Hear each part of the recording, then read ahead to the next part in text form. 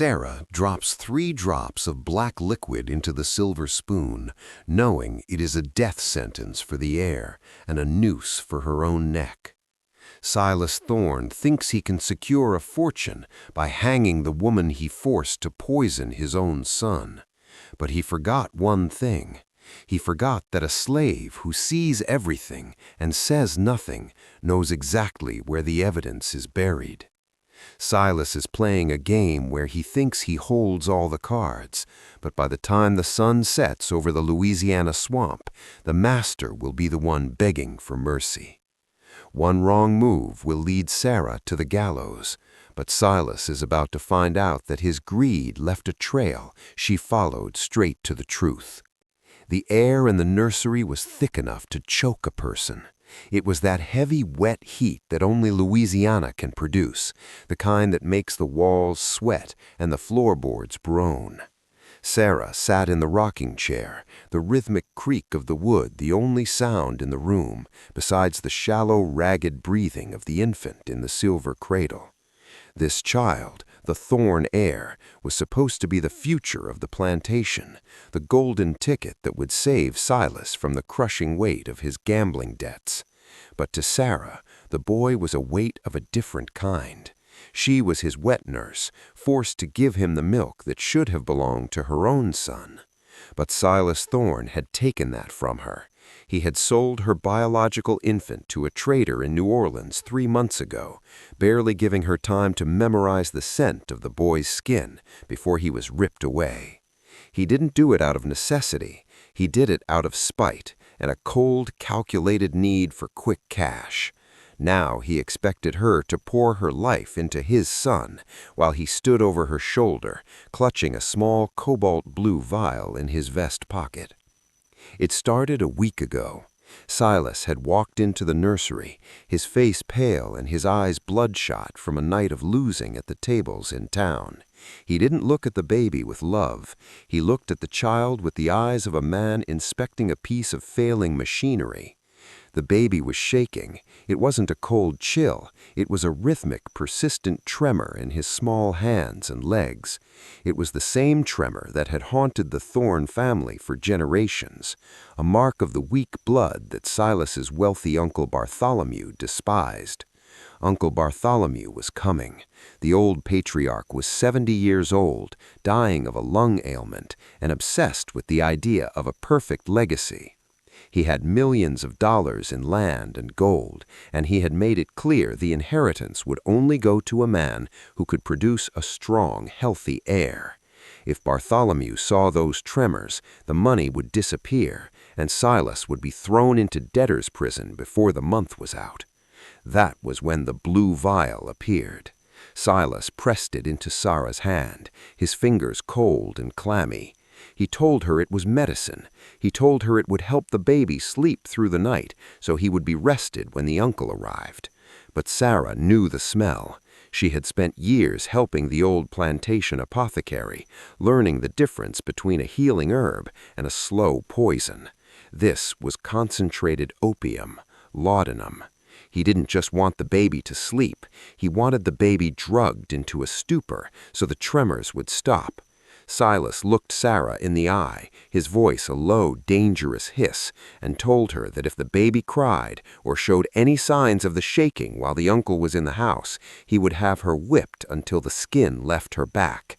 And if the baby didn't make it through the night, well, Silas had already hinted to the local doctor that Sarah was unstable and grief-stricken over her own lost child. He was setting the stage. If the heir died, it wouldn't be the father's fault for overdrugging him. It would be the vengeful wet nurse who poisoned the master's son. But what Silas Thorne didn't know was that Sarah was no longer the broken woman he had sold into sorrow. Every time she sat in that nursery, she was watching. She was listening. She noticed the way Silas's hands shook when he reached for his vest pocket. She noticed the way he avoided the gaze of the portrait of his own father. Most importantly, she noticed where he went late at night when the rest of the house was silent. The problem was that the clock was ticking. Uncle Bartholomew's carriage was expected to roll up the long oak-lined driveway any hour now. The house was a whirlwind of activity, with servants scrubbing floors and polishing silver that Silas didn't even truly own anymore. In the middle of it all, Sarah sat with the silver spoon and the blue vial. 3 drops, that was the command. 3 drops in the morning milk to keep the beast quiet.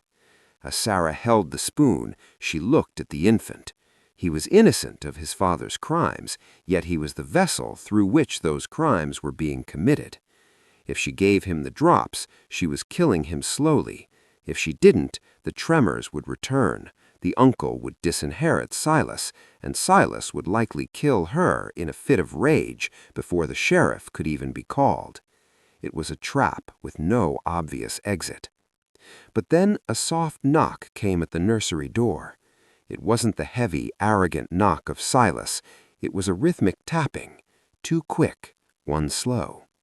Caleb. Caleb was the plantation blacksmith, a man whose muscles were forged in the heat of the forge, and whose mind was as sharp as the blades he tempered. He was Sarah's eyes and ears in the parts of the plantation where she couldn't go. He had been watching the back door of the big house, and he had seen things that didn't sit right with him. When Sarah opened the door a crack, Caleb didn't say a word at first. He just handed her a small piece of folded parchment. His hands were stained with soot, but his eyes were clear and urgent. He whispered only 4 words before disappearing back into the shadows of the hallway. "Check the floorboards, Sarah." She knew which floorboards he meant. There was a loose plank in Silas's study, hidden under a heavy Persian rug that rarely got moved. Silas spent hours in there, supposedly working on the plantation accounts, but the smell of stale tobacco and the sound of clinking glass told a different story. Sarah waited. She waited until the sun began to dip below the horizon, casting long, bloody shadows across the nursery floor. She waited until she heard Silas downstairs, his voice booming with a fake, nervous cheer as he welcomed the first of the lawyers who were arriving ahead of the uncle. She crept out of the nursery, the baby finally asleep, not from the drug, but from the sheer exhaustion of his tiny, trembling body. She had only put 1 drop in the milk that morning, risking everything to keep him just coherent enough to breathe. The hallway was silent, the air smelling of beeswax and old wood. She reached the study and slipped inside, her heart hammering so hard she feared it would wake the dead. She moved the rug. It was heavy, the wool scratching at her fingers. She found the plank Caleb had signaled. With a small knife she had hidden in her bodice, she pried it up. Inside was a small leather-bound book, Silas Thorne's personal ledger. This wasn't the book he showed the tax collectors or the bank.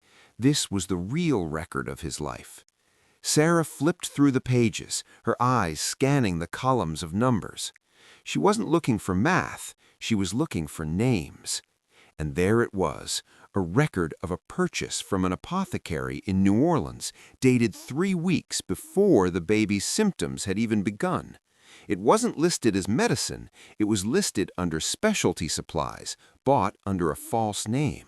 But the most damning part wasn't the drug, it was the entry right next to it, a calculation of the inheritance amount minus the debts Silas owed to men who didn't take no for an answer. At the bottom of the page, in Silas's own jagged handwriting, were the words, "The nurse is the perfect vessel. Her grief provides the motive. The child's weakness provides the necessity. 1 month more." The blood drained from Sarah's face.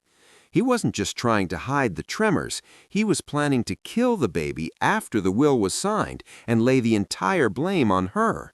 He needed the inheritance to be settled, and once he was the legal guardian of the Thorne fortune, the sickly heir would become a liability. If the baby died under Sarah's care, Silas would inherit everything as the grieving father, and Sarah would be sent to the woods to be executed for a murder he had orchestrated.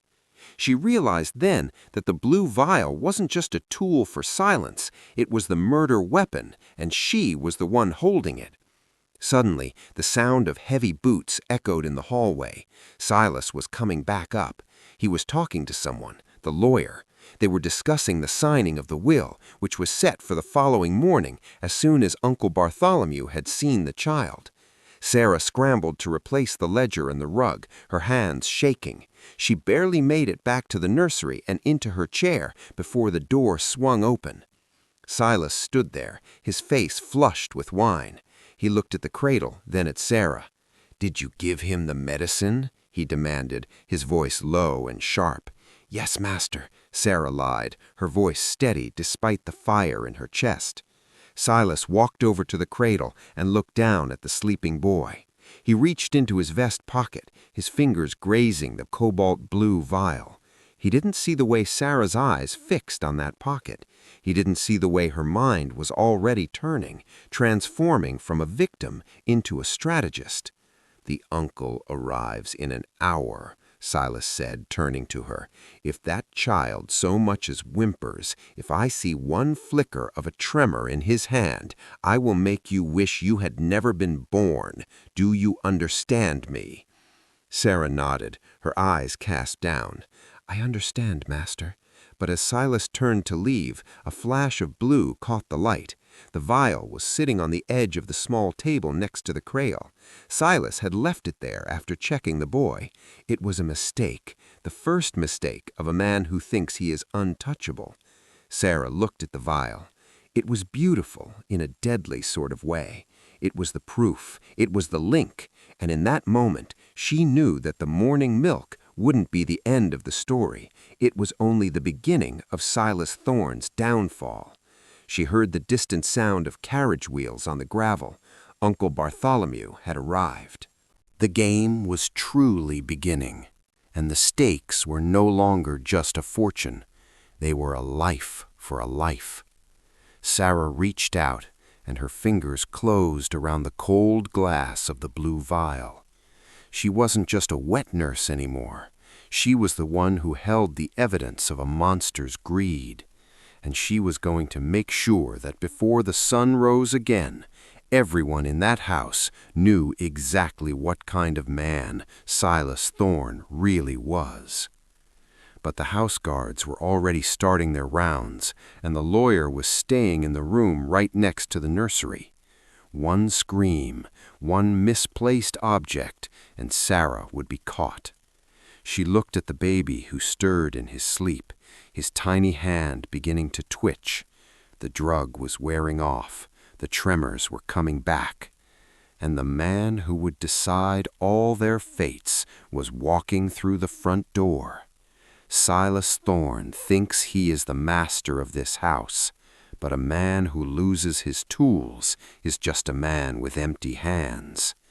He left that cobalt blue vial on the table, a careless mistake fueled by wine and arrogance, and when he realizes it is gone, the mask of the Southern gentleman is going to crack wide open.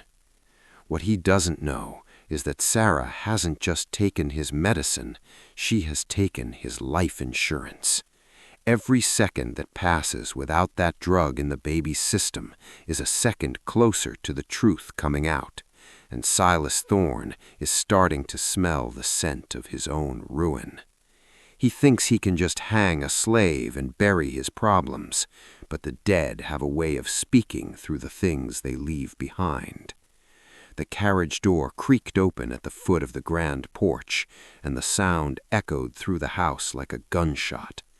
Uncle Bartholomew had arrived. He was a man who looked like he was made of old parchment and spite, leaning heavily on a silver-headed cane. His eyes weren't clouded by age. They were as sharp as hawks, scanning the front of the plantation for any sign of decay. Silas was down there, his voice booming with a hollow warmth, laughing too loud and smiling too wide. Sarah watched from the nursery window, her fingers wrapped tightly around the cold glass of the blue vial, hidden in the folds of her apron. She could hear the heavy thud of the uncle's cane hitting the wooden stairs. He was coming up. He didn't want tea. He didn't want a tour of the grounds, and he certainly didn't care about Silas's excuses for the late harvest. He wanted to see the heir. He wanted to see the Thorn bloodline continuing in a body that was strong and whole. Sarah looked down at the infant in the cradle. The boy's eyes were open now, but they were unfocused. His tiny limbs were starting to jerk, a rhythmic, subtle twitch that signaled the opium was wearing off. The withdrawal was starting. Without the drug to numb his nervous system, the child's body was beginning to reclaim its natural, broken state. Sarah felt a wave of nausea hit her. She wasn't just watching a secret unfold. She was watching a child suffer because a man was too proud to admit his blood was flawed. But if she gave him more, she was finishing the job Silas started. She had to hold out. She had to wait for the moment when the uncle was close enough to see the truth, but far enough from the drug to understand who had administered it. The door to the nursery swung open. Silas entered first, his face flushed, followed by the tall, gaunted figure of Uncle Bartholomew. The air in the room suddenly felt twice as hot. The uncle didn't even look at Sarah. To him, she was just a piece of the furniture, a biological machine meant to keep the child fed. He walked straight to the cradle and peered down. "He looks pale, Silas," Bartholomew remarked, his voice like gravel grinding together, and his eyes, why are they so pinned?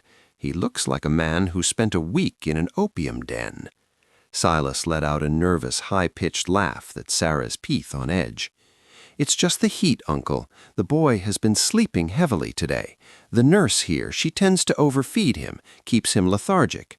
Sarah felt the sting of the lie, but she kept her gaze fixed on the floor.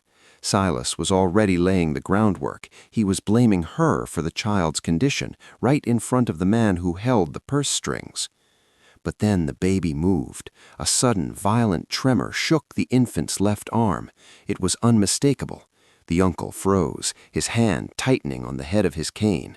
"What was that?" Bartholomew whispered, his voice dangerously low. "Nothing, Uncle, just a startle reflex," Silas stammered, stepping forward to block the view. He reached into his vest pocket, his fingers searching for the blue vial. Sarah saw the exact moment panic set in.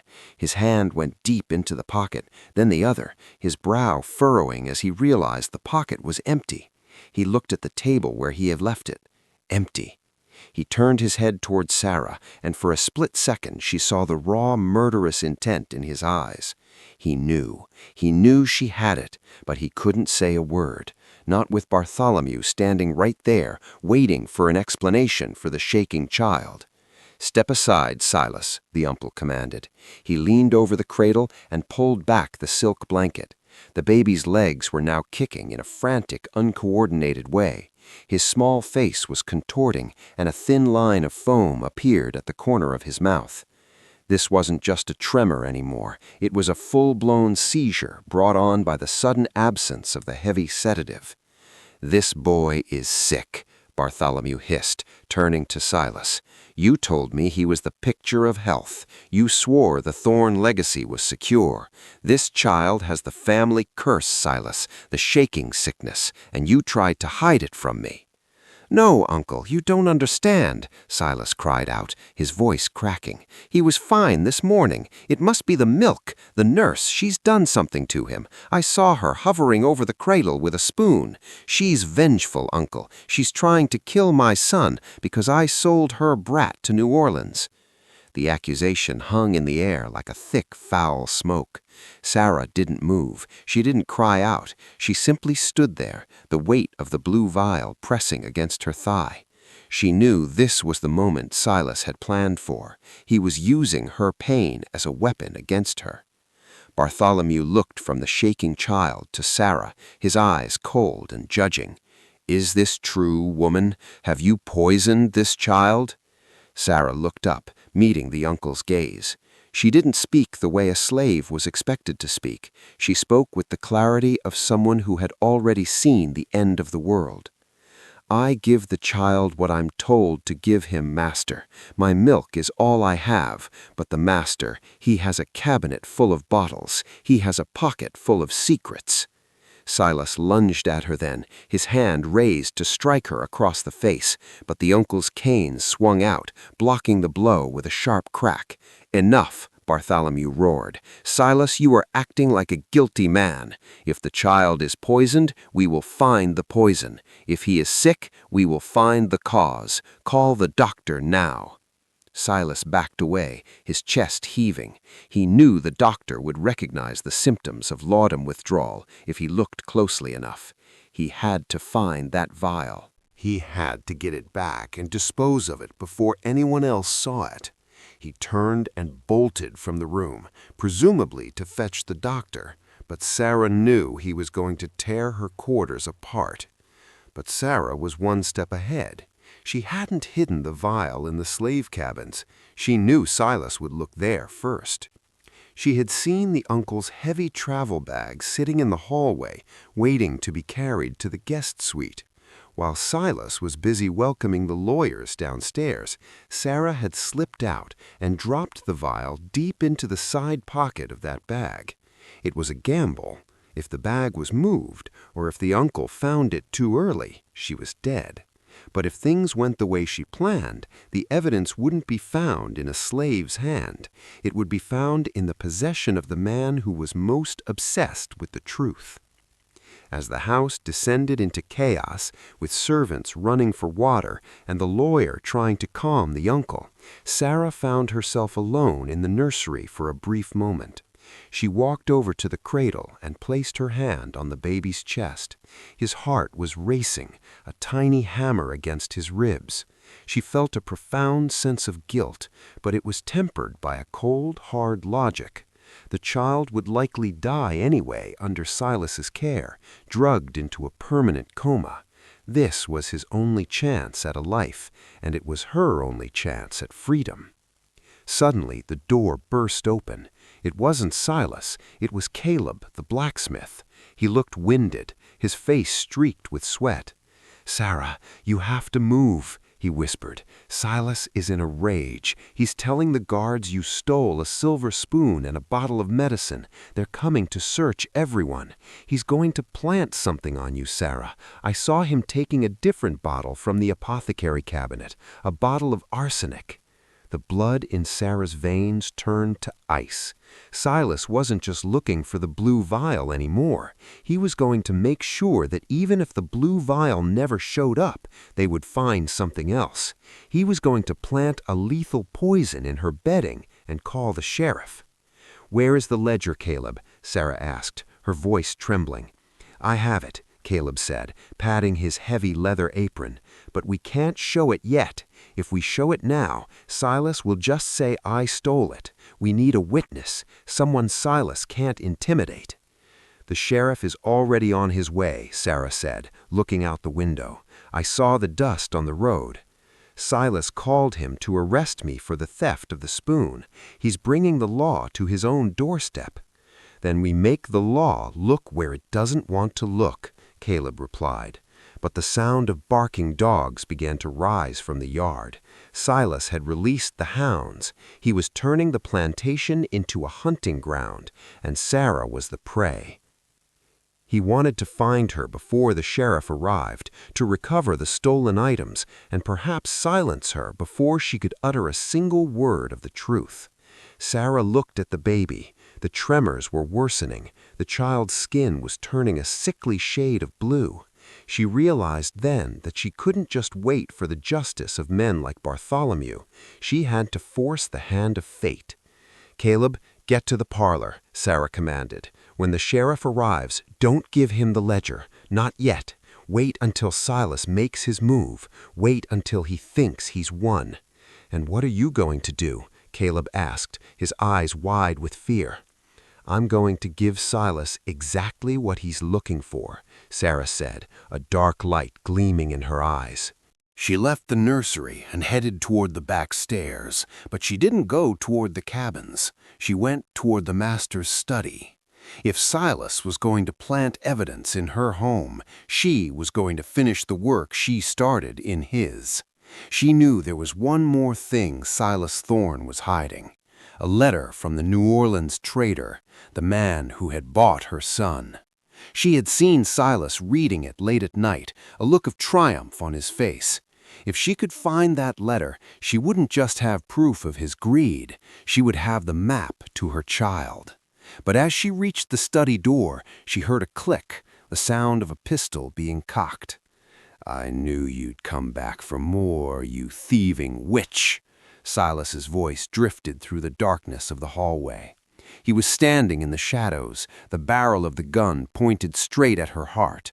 He didn't look like a master anymore. He looked like a cornered animal, desperate and bloody. "Where is it, Sarah?" he hissed. "Give me the vial, and maybe I'll let the sheriff take you quietly. If not, I'll tell them I caught you trying to poison me too, and I'll end you right here." Sarah stood her ground, her heart pounding against her ribs like a trapped bird. She could hear the sheriff's horse pulling up outside.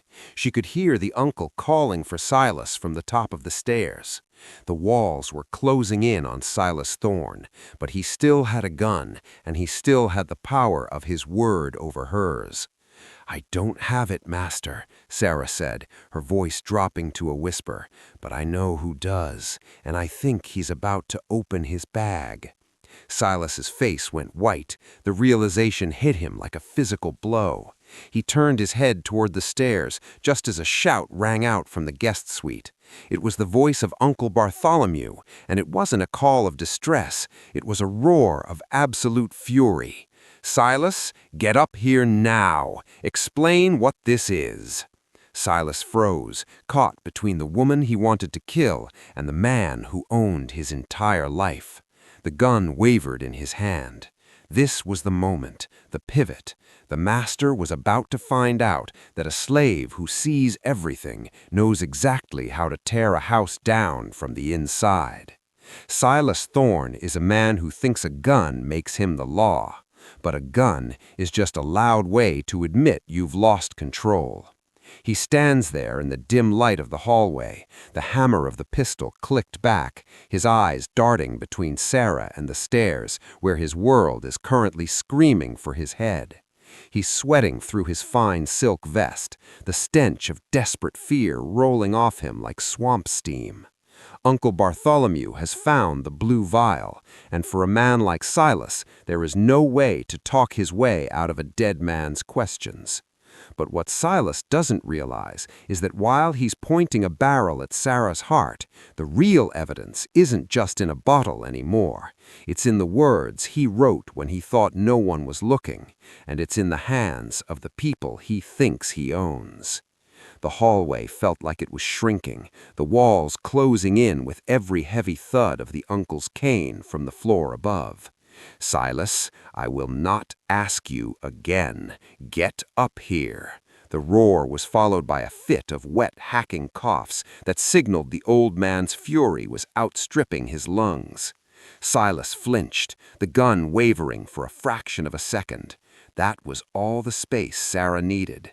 She didn't run away. She stepped closer. She looked at the man who had sold her son and saw nothing but a hollow shell, a gambler who had finally run out of luck. "The sheriff is at the door, master," Sarah whispered, her voice a cold blade in the dark. "If you fire that gun, you're just giving him a reason to skip the trial and go straight to the hanging. You want the vial? It's already in the uncle's hand. You want the baby? He's shaking because you fed him poison for a month. Go on, pull the trigger, see if it stops the truth." Silas's finger tightened on the trigger, his face a mask of pure, unadulterated rage. He looked like he was going to do it. He looked like he was going to end it all right there. But then the heavy front door of the big house swung open. The sound of spurs on the hardwood floor announced the arrival of Sheriff Miller. He was a man who didn't care much for the politics of the plantation. a man who followed the scent of blood and money with the persistence of a hound. Silas shoved the pistol into his waistband and smoothed his coat, trying to pull the mask of the Southern gentleman back over his crumbling face. "Stay here," he hissed at Sarah. "If you move, I'll have the hounds tear the meat from your bones." He turned and walked toward the grand staircase, forced into a performance he wasn't prepared for. Sarah didn't stay. She knew this was the only window she would ever have. While Silas was meeting the sheriff in the foyer, and while the uncle was raging in the guest suite, the master's study was unguarded. She slipped through the shadows, her bare feet silent on the floorboards. She reached the door and pushed it open. The room smelled of expensive brandy and the iron scent of the ledger she had seen earlier. She didn't go for the floorboards this time, she went for the desk. She remembered the look on Silas's face when he read that letter, the one about her son. She started tearing through the drawers, her heart racing. Bills of sale for cotton, receipts for gambling debts, letters from women in New Orleans. Silas's life was a paper trail of sin. And then she found it. A small, crumpled piece of parchment tucked into a hidden compartment in a cigar box. It was a letter from a man named Elias Vance, a trader. It confirmed the delivery of a healthy male infant to a shipping yard in New Orleans, destined for a sugar plantation in the South. The date was exactly 3 days after her son had been taken.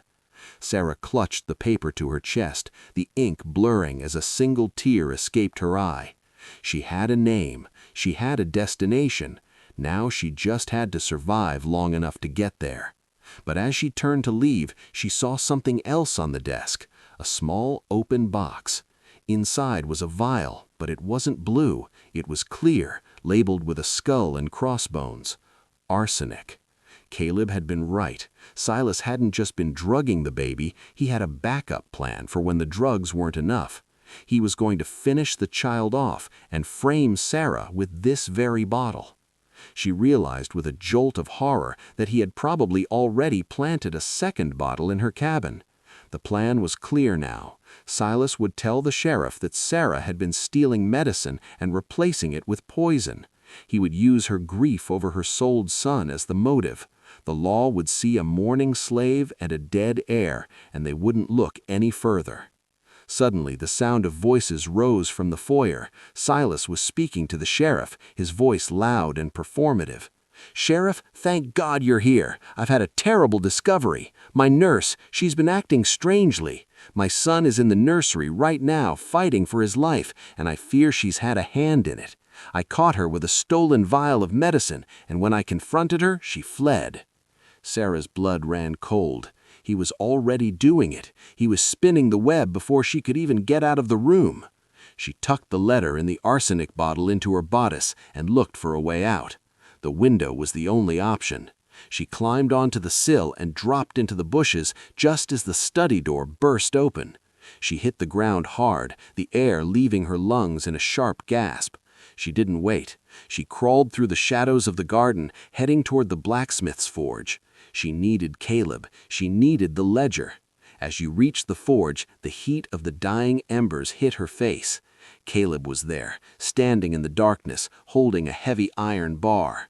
He looked like a man waiting for a war to start. "He's doing it, Caleb!"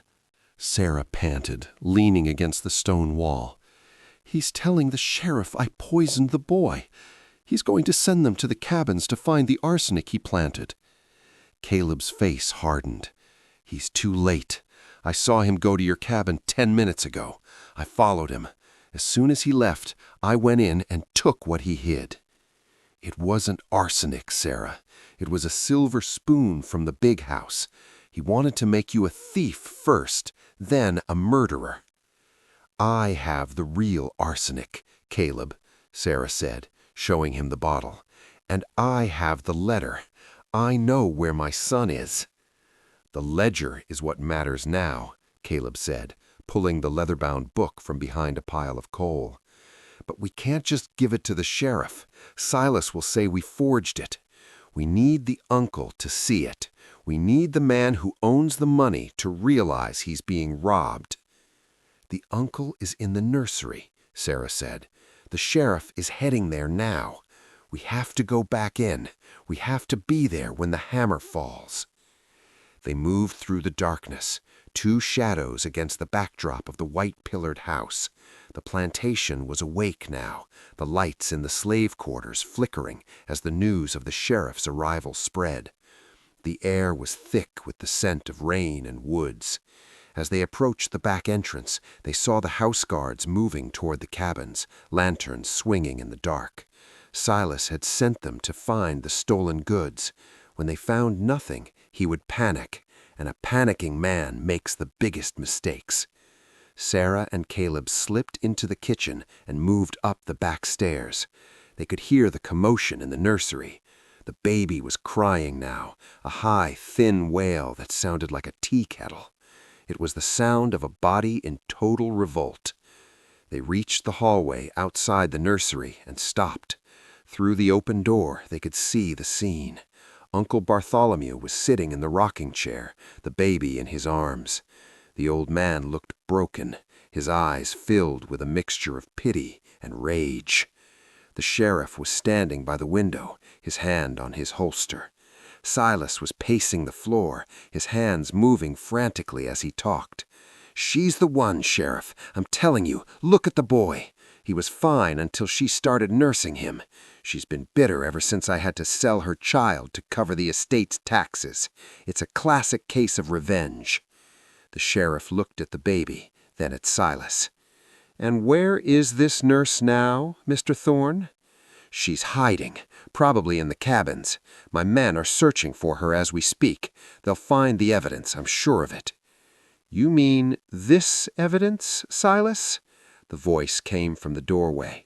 Sarah stepped into the light, her face streaked with dirt and sweat, but her eyes burning with a fire that made Silas stop dead in his tracks.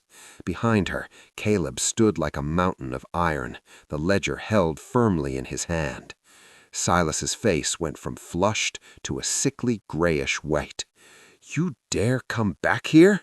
Sheriff, arrest her. She's the one. She's the poisoner." The sheriff moved toward Sarah, but she didn't flinch. She reached into her bodice and pulled out the clear bottle of arsenic. She held it up so the light from the oil lamps caught the skull on the label. "The master left this on his desk," Sarah said, her voice echoing in the small room, "right next to the letter where he sold my son to pay for his pard games.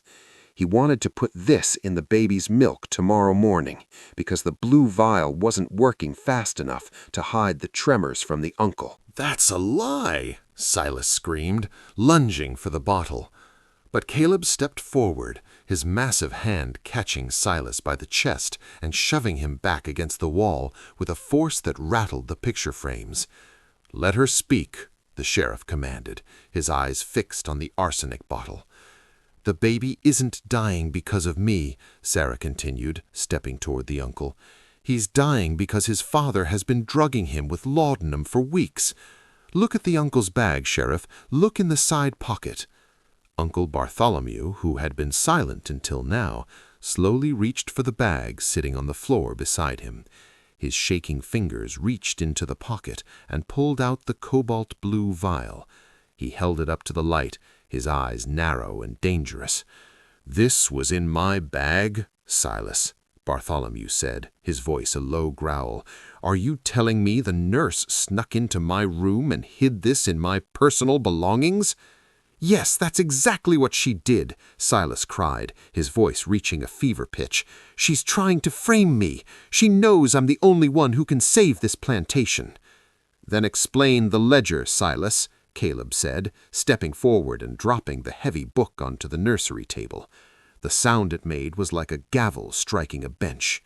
The sheriff stepped over and flipped the book open to the page Sarah had marked. He read in silence for a long moment, the only sound in the room being the ragged breathing of the infant.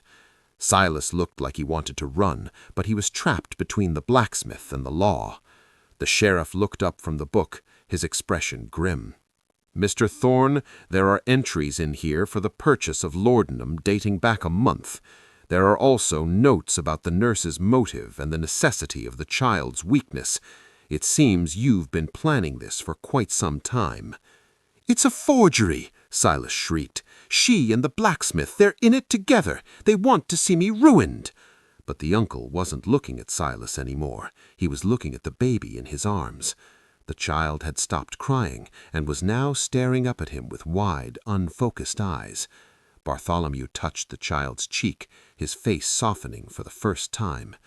"The boy has the thorn tremors, Silas," Bartholomew said quietly. "I knew it the moment I saw him move. I was disappointed, yes, I was angry, but I would have cared for him. I would have ensured he had the best doctors. But you were so afraid of losing the money that you decided to kill your own blood. You decided to murder a child to hide a floor that you share." Bartholomew looked at the sheriff. "Take him. I want him out of my sight, and I want the charges to be as heavy as the law allows." The sheriff reached for his handcuffs, but Silas wasn't done. He knew he was losing everything: the land, the money, his name. He looked at Sarah, the woman who had dismantled his life with nothing but a spoon and a vial. "If I'm going down," Silas hissed, his hand moving toward the gun in his waistband, "I'm taking the one who started this with me." The room exploded into motion. Silas pulled the pistol, but he wasn't aiming for the sheriff. He was aiming for Sarah. The uncle cried out. The baby began to scream, and for a heartbeat it looked like the master was going to get his final bloody revenge. But Silas Thorne had underestimated one thing: the strength of a woman who has nothing left to lose but her life. Sarah didn't dive for cover. She didn't scream. She did something Silas never expected a slave to do. She fought back. The hammer of the pistol clicked back in the silence of the nursery, a sound like a dry branch snapping in the woods. Silas Thorne stood there, his eyes bloodshot, and his face twisted into something that didn't look human anymore. He had the barrel pointed at Sarah's chest, his finger white on the trigger. He was a man who had lost his fortune, his name, and his future in the span of 10 minutes, and he was determined to make sure the woman who took it from him didn't live to see the sunrise. But Silas made one final mistake. He forgot that he wasn't the only man in the room with a reason to see him fall. Before Silas could squeeze the trigger, Caleb moved. The blacksmith didn't hesitate. He swung the heavy iron bar he had been carrying, catching Silas across the wrist with a sickening crunch of bone. The pistol fired, the lead ball burying itself in the heavy oak doorframe just inches from Sarah's head. The room filled with the acrid stench of black powder and the deafening ring of the shot. Silas screamed, dropping the gun and clutching his shattered arm, his knees hitting the floor with a heavy thud. The sheriff didn't wait for a second chance. He lunged forward, his boot pinning Silas's good arm to the floor while he twisted the man's wrists into heavy iron shackles. The sound of the locks clicking shut was the final period on the story of Silas Thorne's reign. He wasn't the master of Thorne Plantation anymore. He was just a prisoner, bleeding and broken on the floor of the room where he had tried to poison his own blood. Uncle Bartholomew didn't move from the rocking chair.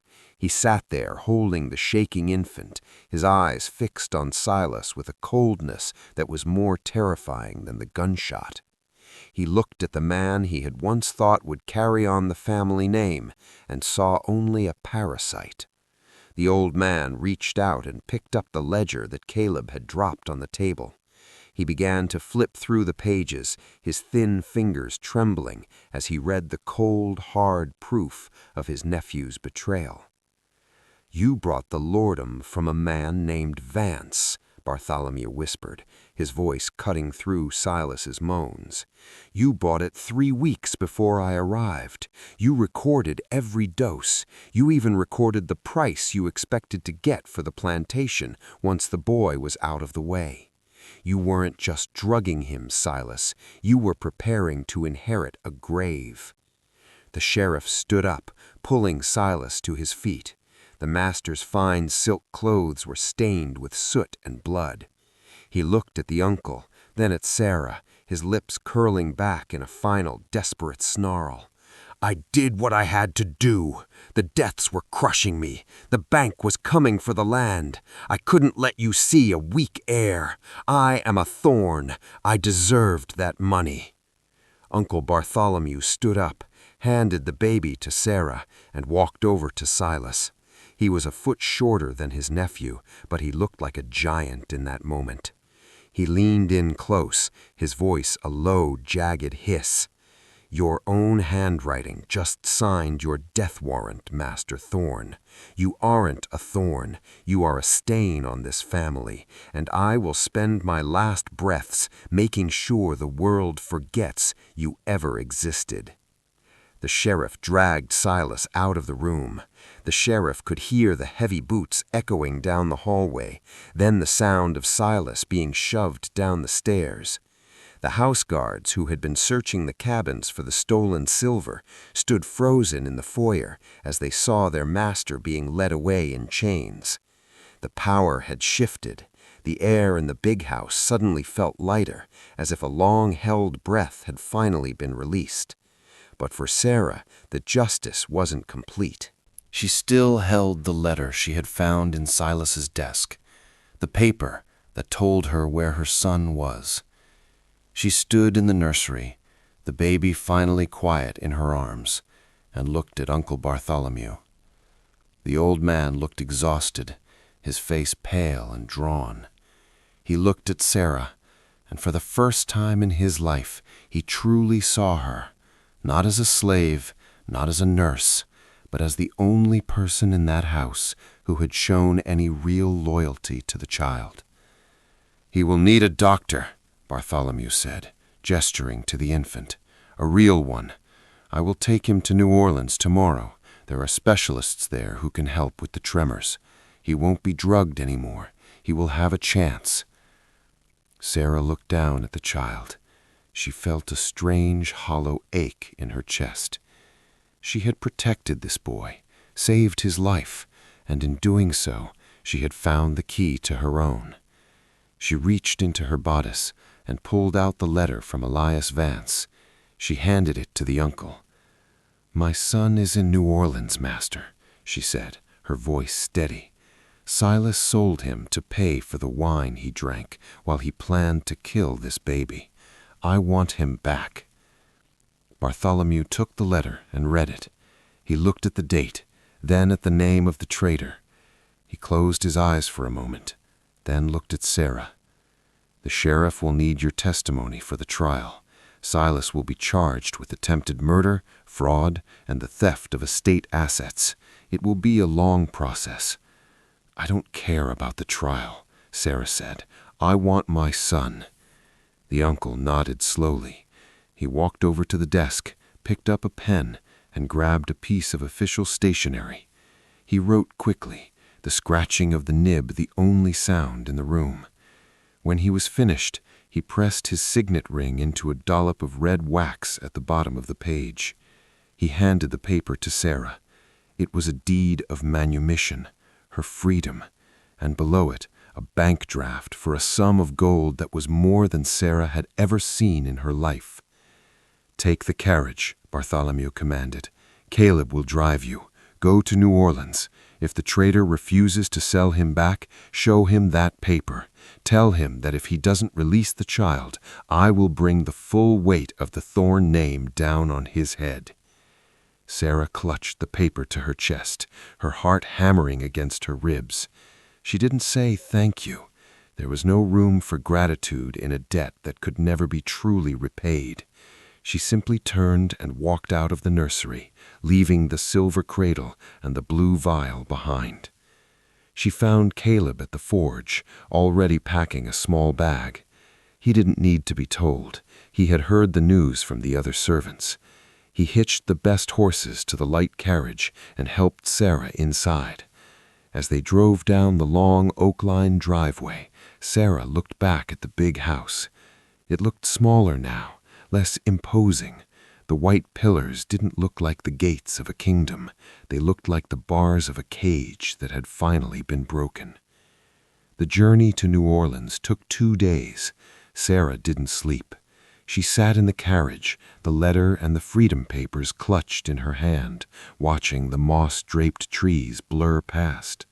She could still smell the copper scent of the study and the medicinal tang of the nursery. But as they got closer to the city, the air changed. It became salty and thick with the smell of the river and the sea. They found the shipping yard on the edge of the French Quarter. It was a place of noise and filth, where men were traded like cattle, and the air was filled with the sounds of misery. Sarah stepped out of the carriage, her eyes scanning the crowds of workers and traders. She felt a moment of pure, paralyzing fear. What if the boy was already gone? What if the trader had sold him again? She followed the directions in the letter until she reached a small, cramped office overlooking the docks.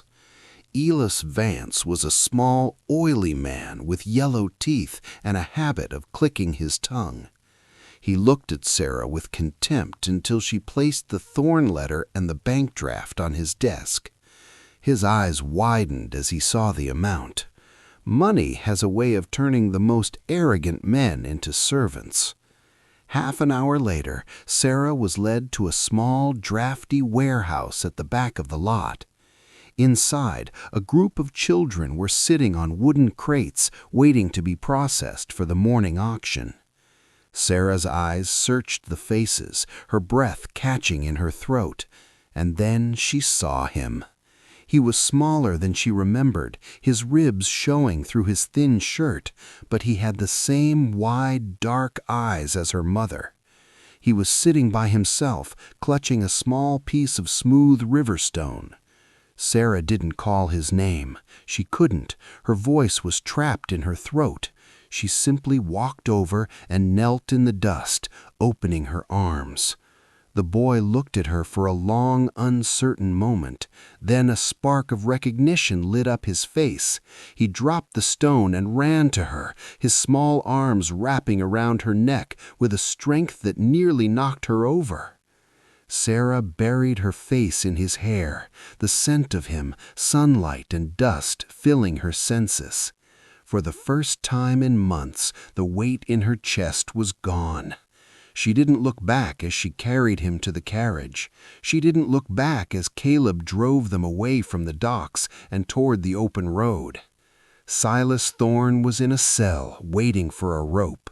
The Thorne heir was in the hands of doctors, finally free from the medicine that had been stealing his life. And Sarah was a woman with a name, a son, and a future that didn't belong to anyone else. Greed makes a man think he is playing a game with no witnesses. Silas Thorne thought he was burying a secret in the morning milk, but he was only digging a hole big enough for himself. The truth doesn't need a voice when the evidence speaks for itself, and a mother's love is a force that no amount of gold can ever buy or break. Silas Thorne died in prison a year later, penniless and forgotten. But Sarah and her son lived to see the day when the Thorne name was nothing but a memory in the wind. If you believe justice always finds a way, leave a like and subscribe to the channel. Share this story with someone who loves a calculated revenge. Comment below with the city you are watching from.